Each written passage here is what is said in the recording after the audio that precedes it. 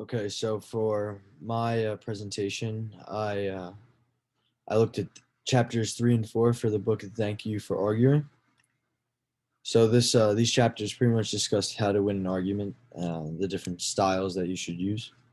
So the first thing is to identify the problem, and Aristotle he made these three issues. He said that the first one is blame, and that deals with the past. The second one is values, which deals with the present. And the third one is choice, which deals with the future. As we see, who took my jacket happened in the past. Should capital punishment be used? That's a present thing that we battle with every day.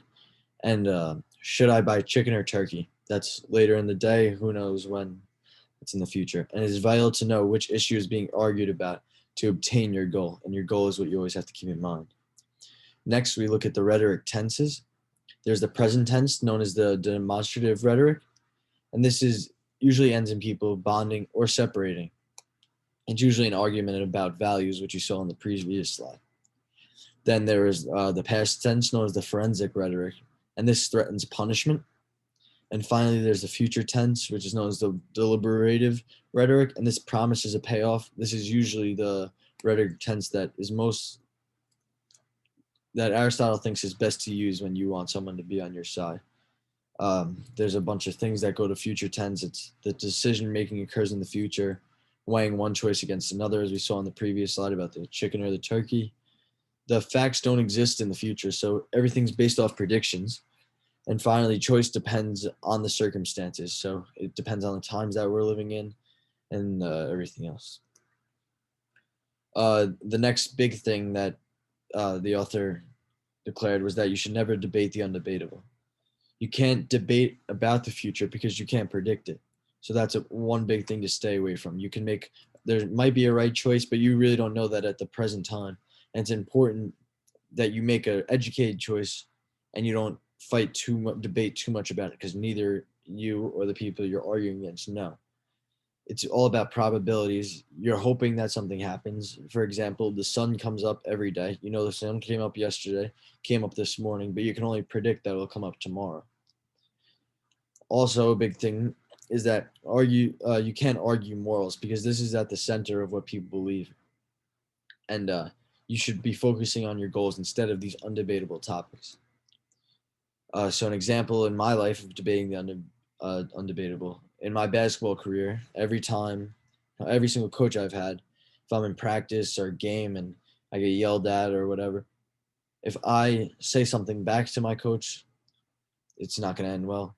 So I've learned, and as this book has shown me, that it's always better to think about what my goals are, not to get not to get into an argument in the moment, which is just going to make the issue worse, but to wait till after the game or practice, and then ask questions in the deliberative tense, the future tense. What should I do next game, or how can I avoid that mistake in the future?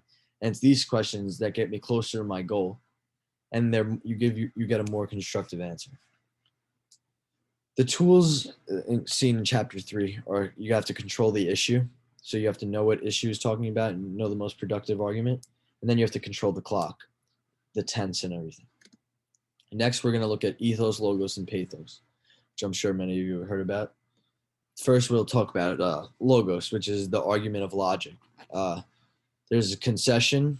So that's you have to the author thinks that this is one of the best ways of using logos is advancing your argument by using your opponent's argument. And he used an example here. He had this he was a magazine employee who told his boss that they should change the covers to beautiful, clean covers. But that's not normal in the newsstand. So then the boss asks about budget, but he says, "Oh, I haven't looked at budget yet." So he says it's a great idea, but let's wait till the budget time comes around, which is 9 months from then. So he felt like he accomplished something, but he really hadn't. But it's just the way the boss uh, manipulated the conversation. Next, we look at ethos, which is the argument by character.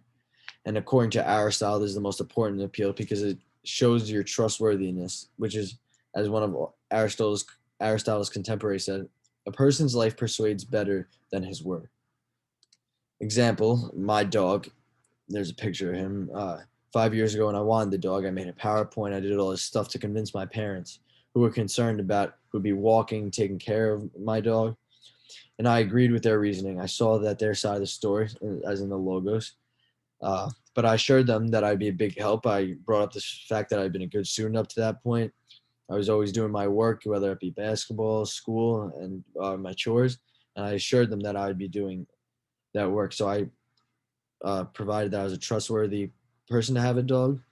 And I added on the logos of using their point, understanding their view, but changing it. Finally, pathos is the argument by emotion, and sympathy is the most important here. Like someone feels sad, you feel sad. You have to understand and emphasize with your audience. An example: girl drops her ice cream, sad.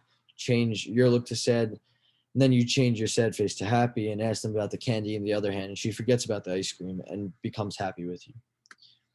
So the art of arguing pretty much comes down to this: you have to know the issue at the hand, know your goals, and know how to achieve these goals. After understanding these, you have to go into the correct tense, and finally, you have to use pathos, logos, and/or ethos throughout your argument to get the best result. I would like to end this by just asking you, can you remember a time you used one of these rhetorical devices or any of these tenses or whatever to win an argument or get you right? Thank you very much.